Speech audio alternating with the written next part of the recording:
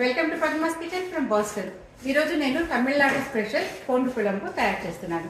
కరివేపాకు వెల్లుల్లిపాయలు ఉపయోగించి చేసే ఈ రెసిపీ టేస్ట్కి టేస్ట్, హెల్తీ కూడా. మరి ఈజీగా ఇంట్లో అవైలబుల్గా ఉండే ఇంగ్రీడియంట్స్తో చేసుకుని ఈ రెసిపీ ప్రొసీజర్ ఏంటో చూసేద్దామా.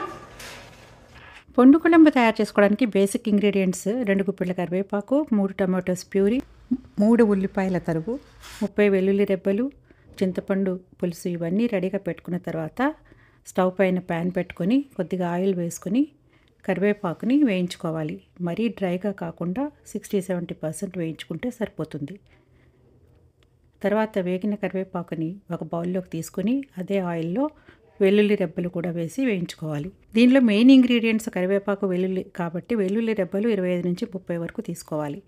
వేగిన వెల్లుల్లిపాయలని ఒక ప్లేట్లోకి తీసేసుకోవాలి. కొద్దిగా చల్లారిన కరివేపాకుని వేయించుకున్న వెల్లుల్లి నుంచి ఒక 5-6 వెల్లుల్లిపాయలని వేసుకొని ఇలా ఫైన్ పేస్ట్ చేసుకోవాలి.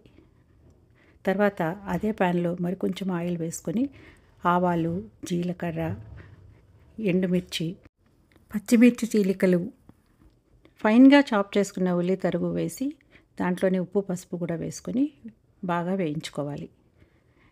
ఇలా బాగా వేగిన ఉల్లిపాయల్లో 1 టేబుల్ స్పూన్ అల్లం వెల్లుల్లి పేస్ట్ కూడా వేసి పచ్చివాసన పోయే వరకు వేయించుకోవాలి.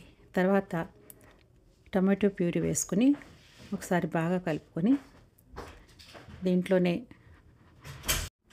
మీ స్పైసీనెస్కి తగినంత కారము, 1 స్పూన్ ధనియాల పొడి, 1/2 స్పూన్ జీలకర్ర పొడి వేసి ఇలా బాగా కలుపుకొని మూత పెట్టి ఆయిల్ తేలే వరకు ఉడికించుకోవాలి. తర్వాత ఒక లెమన్ సైజు చింతపండు నుంచి తీసుకున్న పులుసుని వేసుకొని బాగా కలిపి 2 బౌల్స్ హాట్ వాటర్ వేసి మూత పెట్టి ఉడికించుకోవాలి. ఇలా పులుసు తెరులుతున్నప్పుడు గ్రైండ్ చేసుకున్న కరివేపాకు పేస్ట్, వేయించి పెట్టుకున్న వెల్లుల్లి రెబ్బలు వేసి బాగా కలుపుకొని ఉడికించుకోవాలి.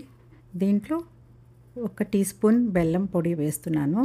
ఇది సీక్రెట్ ఇంగ్రీడియంట్. ఇది వేస్తే టేస్ట్ బ్యాలెన్స్ అవుతుంది. చివరిగా సాల్ట్ సరి చూసుకొని అవసరమైతే వేసుకొని 1 నిమిషం పాటు ఉడికించుకొని స్టవ్ ఆఫ్ చేసేసుకోవాలి. కన్సిస్టెన్సీ ఇలా ఉంటే సరిపోతుంది.